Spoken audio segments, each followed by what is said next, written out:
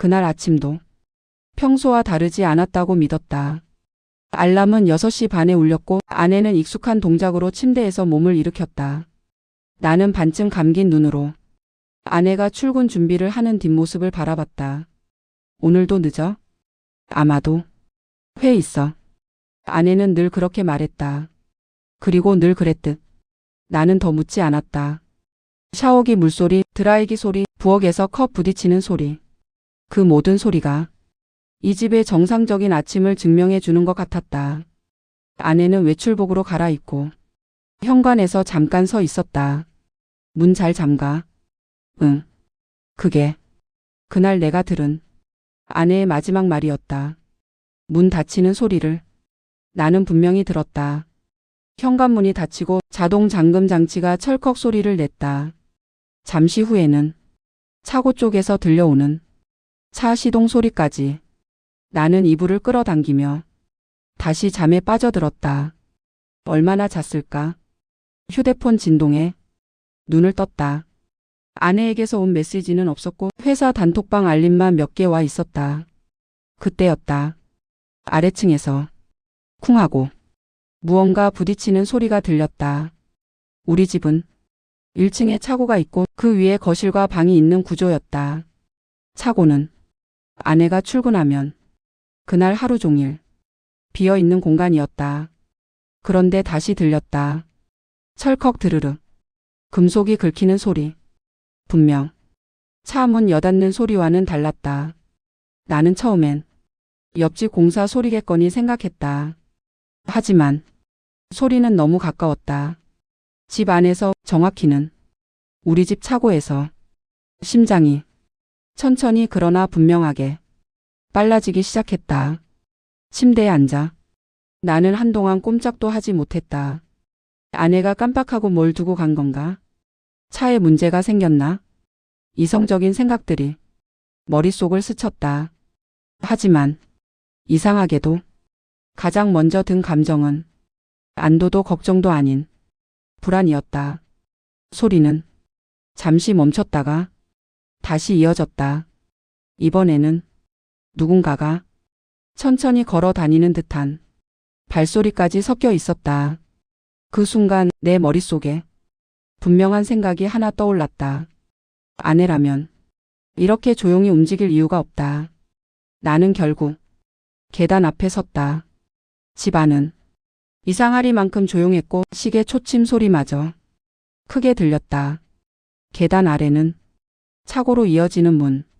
그 문 너머에서 다시 소리가 났다. 툭. 무언가가 떨어지는 소리.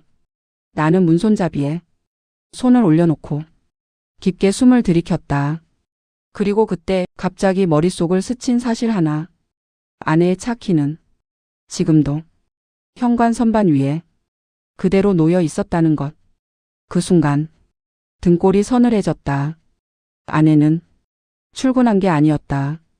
그럼 차고에 있는 건 대체 누구였을까? 차고로 내려가는 문 앞에 서자 공기가 달라졌다는 게 느껴졌다. 위층은 햇빛이 스며들어 아침 특유의 밝음이 있었는데 문 아래로 새어나오는 차고 쪽 공기는 차갑고 눅눅했다. 나는 손잡이를 잡은 채 한동안 그대로 멈춰 있었다. 문 하나를 사이에 두고 이 집이 완전히 다른 공간이 되어버린 것 같았다. 다시 들렸다. 쓱쓱.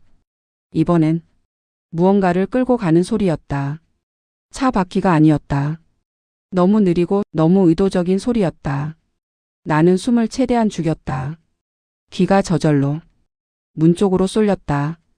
그때 차고 안에서 낮고 짧은 숨소리가 들렸다. 사람의 숨소리였다. 나는 머릿속에서 아내의 행동을 하나씩 떠올려봤다. 아내는 아침에 절대 이렇게 조용하지 않았다. 서랍을 쾅 닫고 차 키를 찾느라 여보 내 키 봤어? 하고 외치고 가끔은 차고에서 음악까지 틀어놓던 사람이었다. 그런데 지금 들리는 소리는 들키지 않으려는 사람의 움직임이었다. 천천히 바닥을 더듬듯 걷는 발소리. 무언가를 들어 올렸다가 조심스럽게 내려놓는 소리. 나는 갑자기 이 집의 구조가 너무나 잘 떠올랐다. 차고 한쪽에는 낡은 창고문이 있고 그 안에는 오래 쓰지 않은 공구들과 박스들이 쌓여 있었다. 만약 누군가 숨을 곳을 찾는다면 그곳이 가장 먼저 떠오를 공간이었다. 나는 결국 문을 아주 조금 열었다. 삐걱거리는 소리가 날까봐 문을 밀지도 못하고 몸으로 살짝 눌러 틈을 만들었다. 차고는 불이 꺼져 있었다. 희미한 아침 햇살이 차고 문틈으로 들어와 바닥에 길게 그림자를 만들고 있었다. 그 그림자 위로 무언가가 움직였다. 사람의 그림자였다. 나는 심장이 너무 크게 뛰어서 이 소리마저 저 아래에 들릴까봐 입을 손으로 막았다. 계단을 한 발 내려갔다. 그리고 또 한 발. 그때 차고 안에서 누군가 갑자기 움직임을 멈췄다. 소리가 끊겼다. 완전한 정적. 그 정적이 소리보다 훨씬 무서웠다. 나는 계단 중간에서 꼼짝도 하지 못한 채 귀만 열어두고 있었다. 몇 초인지 몇 분인지 시간 감각이 사라졌다. 그러다 아주 작게 그러나 분명하게 들렸다. 하. 참고 있던 숨을 내뱉는 소리. 그 소리는 내가 서 있는 방향이 아니라 차고 안쪽 창고 쪽에서 들려왔다. 그 순간 머릿속이 하얘졌다.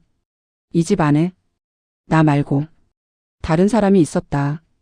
나는 본능적으로 뒤를 돌아 계단을 올라가고 싶었다. 하지만 몸이 말을 듣지 않았다. 도망친다면 평생 이 장면을 상상 속에서 반복하게 될 것 같았다. 나는 이를 악물고 한 발을 더 내디뎠다. 계단을 내려와 차고 바닥에 발을 디뎠을 때 나는 더 이상 망설이지 않기로 했다. 벽에 있는 차고 조명 스위치를 단번에 눌렀다. 탁. 불이 켜지자 차고 전체가 한순간에 드러났다. 차는 그대로 있었고 차 문은 닫혀 있었다.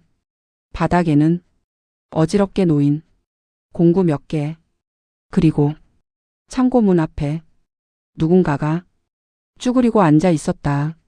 아내가 아니었다. 낯선 남자였다.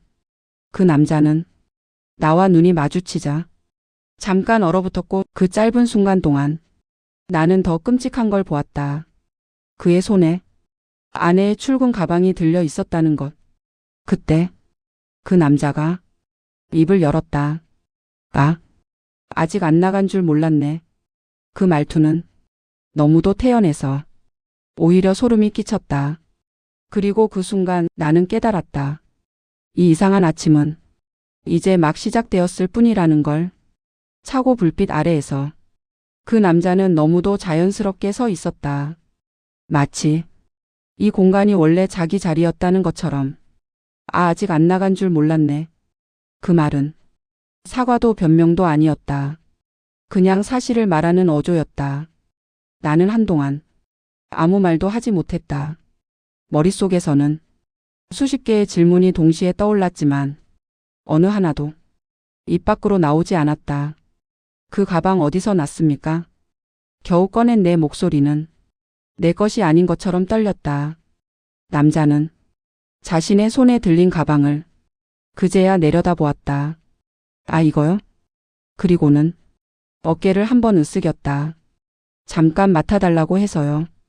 그 한마디에 가슴이 찢어지는 것 같았다. 맡아달라고 했다. 누가? 언제? 왜? 아내가 여기에 있으라고 했다는 겁니까? 나는 그 질문을 하면서도 이미 답을 알고 있는 기분이었다. 남자는 잠시 망설이다가 고개를 끄덕였다. 네, 출근 전에 잠깐 들러서 차고 정리 좀 해달라고요. 차고 정리. 그 말이 이상하게도 머릿속에서 계속 맴돌았다. 아내는 이 차고를 누군가에게 맡길 만큼 남에게 열어주는 사람이 아니었다. 아내 이름이 뭡니까? 내 질문에 남자는 당연하다는 듯 아내의 이름을 정확히 말했다. 그 순간 차고의 공기가 한 번 더 내려앉았다. 이 남자는 아내를 알고 있는 수준이 아니었다. 함께 시간을 보내는 사람의 말투였다. 남자는 자기가 왜 여기 있는지 차분히 설명하기 시작했다. 몇 달 전 아내가 우연히 도움을 요청했고 그 이후로 가끔 이런 식으로 차고에서만 일을 했다는 이야기. 집 안에는 절대 안 들어가요. 그게 조건이었거든요. 그 말을 듣는 순간 나는 이상한 위화감을 느꼈다. 집 안에는 안 들어간다는 조건은 너무 구체적이었다. 마치 들어가면 안 되는 이유가 이미 정해져 있는 것처럼. 그동안 아내가 출근한다고 했던 날들, 그날 아침마다 이상하게도 차고 쪽에서만 짧게 들리던 소리들, 모든 기억이 뒤늦게 다시 맞춰지고 있었다. 나는 남자에게 잠시 기다리라고 말한 뒤 차고 계단을 올라왔다. 손이 떨려 휴대폰을 제대로 잡을 수 없었다. 아내에게 전화를 걸었다. 신호음이 길게 울렸다. 받지 않았다. 다시 걸었다. 또 받지 않았다. 문득 며칠 전부터 아내가 아침 전화는 거의 받지 않았다는 게 떠올랐다. 회의 중이야. 지금은 통화 어려워. 그 모든 말들이 갑자기 거짓말처럼 느껴졌다. 나는 벽에 등을 기대고 천천히 미끄러지듯 바닥에 주저앉았다. 이 집 안에서 가장 믿었던 사람과 가장 모르는 사람이 같은 사람이 되어가고 있었다. 다시 차고로 내려갔을 때 남자는 아까보다 더 편안해 보였다. 이제 가셔도 됩니다. 나는 의식적으로 존댓말을 썼다. 남자는 고개를 끄덕이며 가방을 내려놓았다.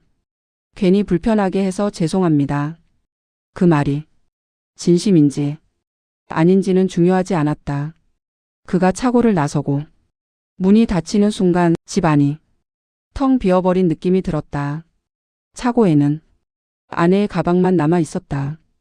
그 가방을 들었을 때 나는 확실히 느꼈다. 이 집은 더 이상 함께 사는 공간이 아니었다. 보이지 않는 균열이 이미 집 전체를 가로지르고 있었다. 그리고 나는 아직 몰랐다. 아내가 숨기고 있던 건 사람이 아니라 시간이었다는 걸. 차고에 혼자 남았을 때 나는 한동안 아내의 가방을 열지 못했다. 열어보는 순간 되돌릴 수 없는 선을 넘을 것 같았다. 하지만 이미 그 선은 아침에 넘어져 있었다. 지퍼를 여는 소리는 생각보다 크게 들렸다. 아내는 늘 들고 다니던 화장품 파우치, 지갑, 회사 출입증. 그런데 가방 안쪽 주머니에서 익숙하지 않은 물건이 하나 나왔다. 작은 디지털 녹음기. 나는 그걸 손에 들고 잠시 멍하니 서 있었다.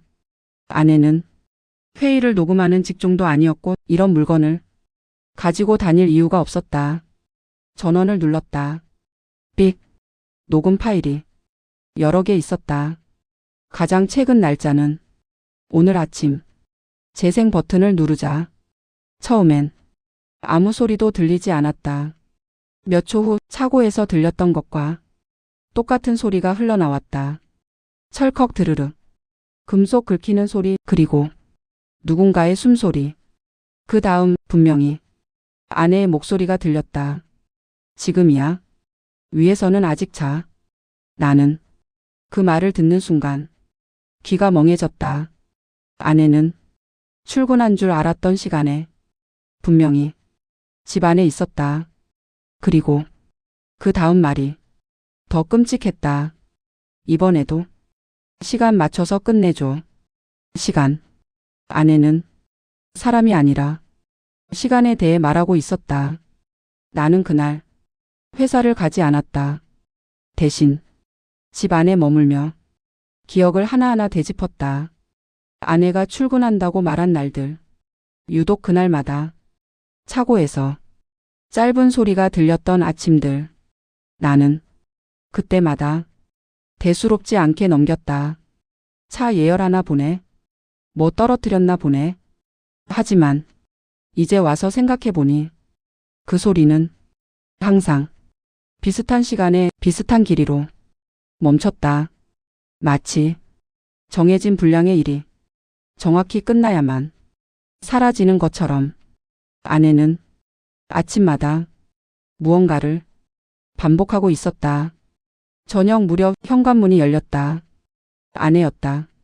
평소와 다름없는 얼굴, 평소와 다름없는 말투. 오늘은 왜 이렇게 조용해?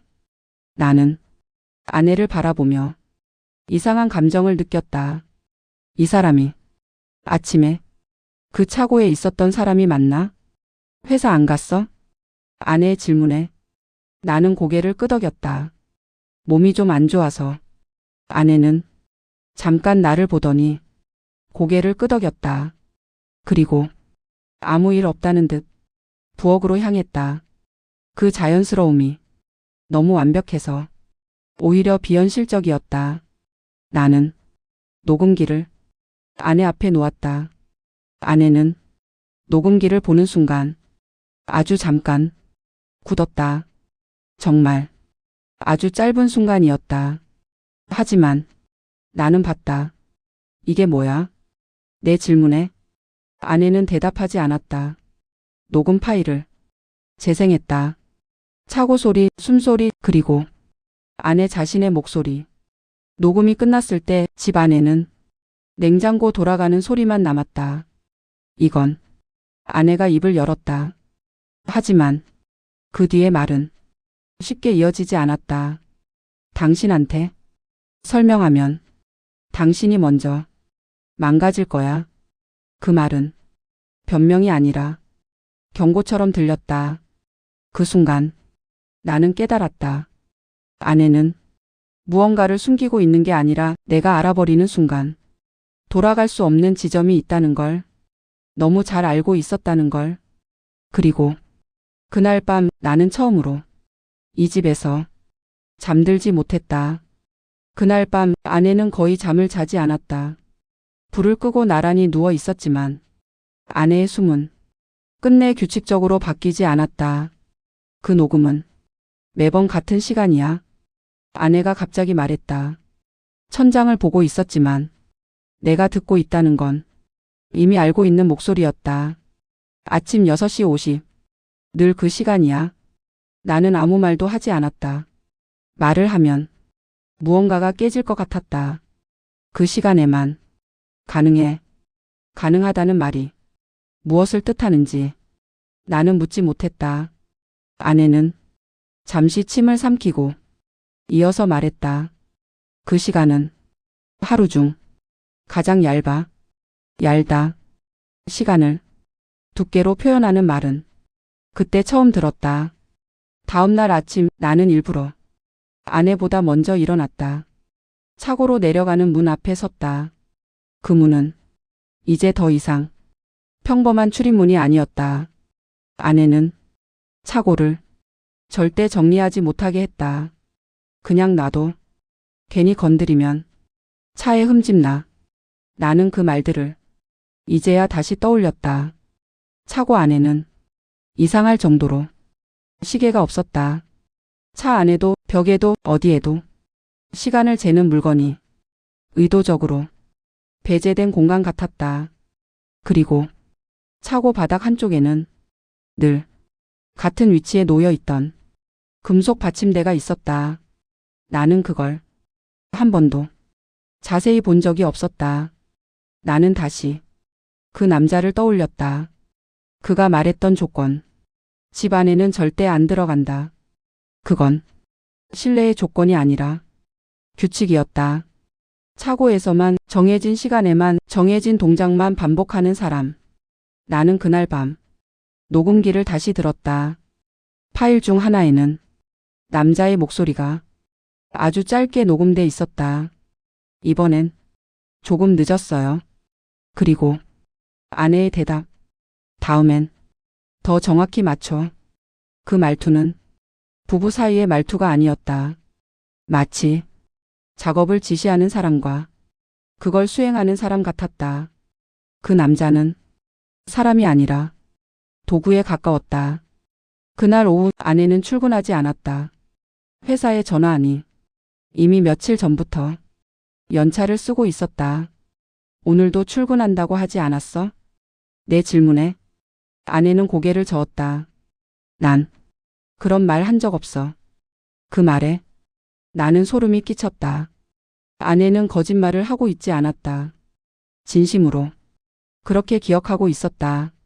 아내의 하루와 내가 알고 있던 하루는 조금씩 어긋나 있었다. 마치 같은 집에서 다른 시간을 살고 있는 것처럼. 그날 밤 아내는 처음으로 차고에 나를 데려갔다. 여기 금속 받침대 위에는 내가 몰랐던 얇은 홈이 있었다. 이건 기억이 남는 자리야. 기억.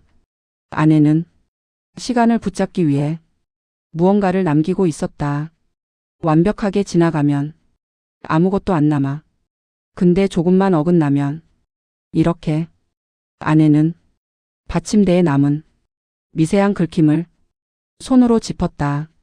난 그걸 막고 있었어. 그 말을 들은 순간 나는 이해했다.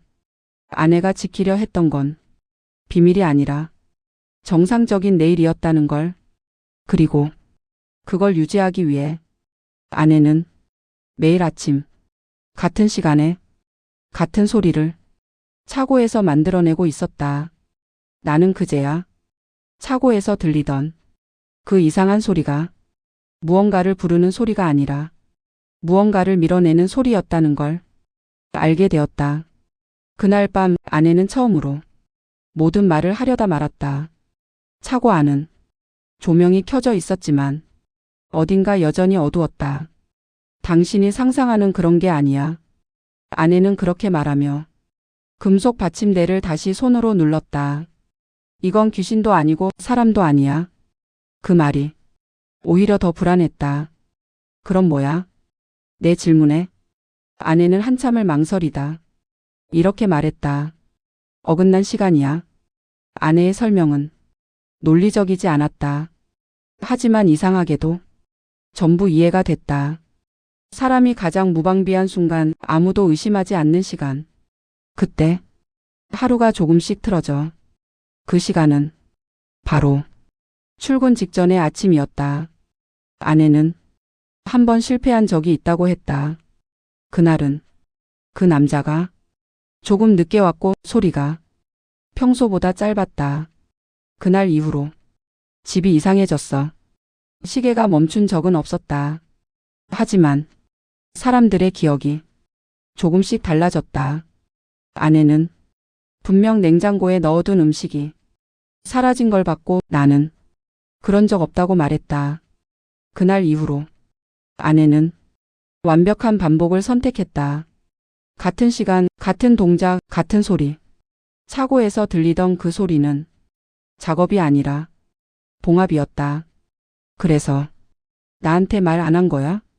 내 질문에 아내는 고개를 끄덕였다. 당신은 아침에 너무 정확해. 나는 그 말의 뜻을 바로 이해하지 못했다. 당신은 늘 같은 시간에 일어나고 늘 같은 순서로 움직이고 늘 같은 질문을 해. 아내의 눈이 처음으로 나를 똑바로 봤다. 그건 시간이 얇아질 때 가장 위험해. 그제야 모든 게 맞아떨어졌다. 아내는 내가 깨어있는 아침을 피하고 있었던 거였다. 나의 정상성이 그 봉합을 방해할 수 있었기 때문에. 며칠 뒤 아내는 말했다. 이제 혼자서는 안 돼. 차고에서 그날도 같은 소리가 울렸다. 하지만 이번엔 조금 달랐다. 금속 긁히는 소리가 길었고 숨소리가 거칠었다. 나는 계단 위에서 그 소리를 들었다. 그리고 처음으로 차고 문이 안쪽에서 두드려졌다. 쿵. 아내의 얼굴이 하얗게 질렸다. 이제 밀리지 않아. 그 말이 끝나자 소리는 멈췄다. 완전히. 그날 이후 아내는 차고에 내려가지 않았다.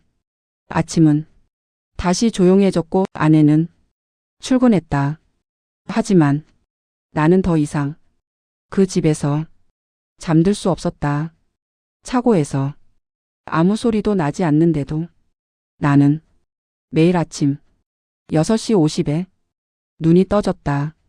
그리고 아무 소리 없는 차고에서 들리지 말아야 할 기척을 느꼈다.